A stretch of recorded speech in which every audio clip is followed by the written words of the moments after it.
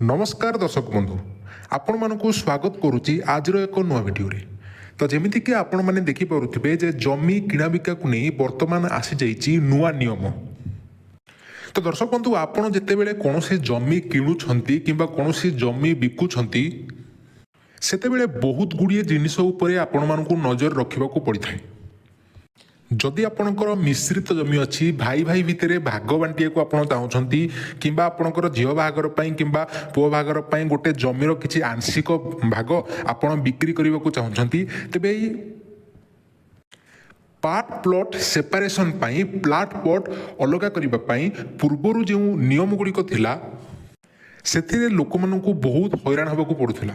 आपण मानू बहुत कागज पत्र बहुत ऑफिस जीवा तापरे पार्ट प्लॉट सेपरेशन हो पारुला किंतु वर्तमान यही नियम रे परिवर्तन घटी आपण मानू किभली सहज सुविधा हो पार राजस्व विभाग तरफ नुआ एसओपी जारी कर आपण माने सहजरे पार्ट प्लॉट सेपरेशन करने सह जमीर डिमार्केशन माने डिमार्केशन जदि आम कहवा तेरे जमीर चारिपटे जो बाउंड्री घेरा होची सेटा मध्य पई आपण माने लाभवान हो पारे।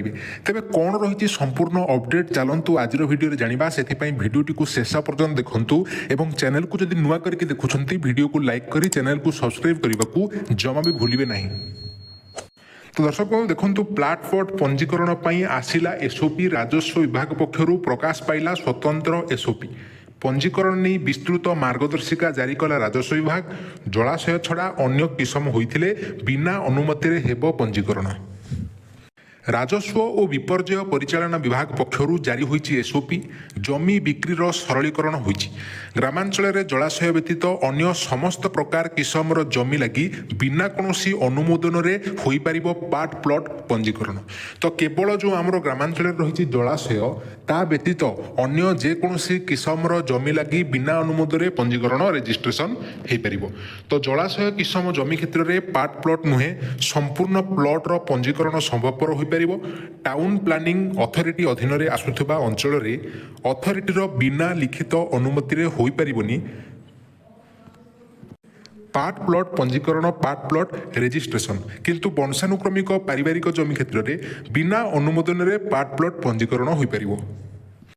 सेहीपरि एक बड़ प्लॉट रु गोटे थर पई 500 वर्गमीटर रु कम परिमाणर पार्ट प्लॉट पंजीकरण को अनुमति मिलिबो। तेबे सेही जमी रियल इस्टेट उद्देश्य व्यवहार हो पारिबो नाही। सेहीपरि चाष जमी क्षेत्र में पार्ट प्लॉट पंजीकरण संभवपर। तो देखंतु बड़ प्लॉट रु गोटे थर 500 वर्गमीटर रु कम परिमाणर पार्ट प्लॉट अनुमति मिलिबो किंतु सेथिरे आपण रियल इस्टेट उद्देश्य व्यवहार करि परिबे नाही।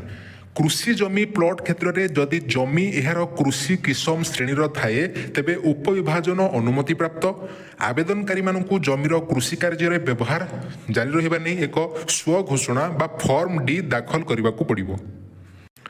सहरांचल में पारिवारिक संपत्तिर पार्ट प्लॉट रियल इस्टेट उपयोग उद्दिष्ट नथिबा छोट उपविभाजन सह अंशीदार विभाजन हो पार तेबे एथिरे पारस्परिक सहमति एवं समानुपातिक अंश बंटन थिबा जरूरी। केवल सेतिक नुहे पार्ट प्लॉट पंजीकरण जो भली राजस्व विभाग तरफ एसओपी जारी करा जाइछि सेही भली जमी डिमार्केशन कहले साधारणतः आपणकर जो जमी अच्छी चारिपट बाउंडरी ठीक अच्छी जमी डिमार्केशन नुआ नियम आसी।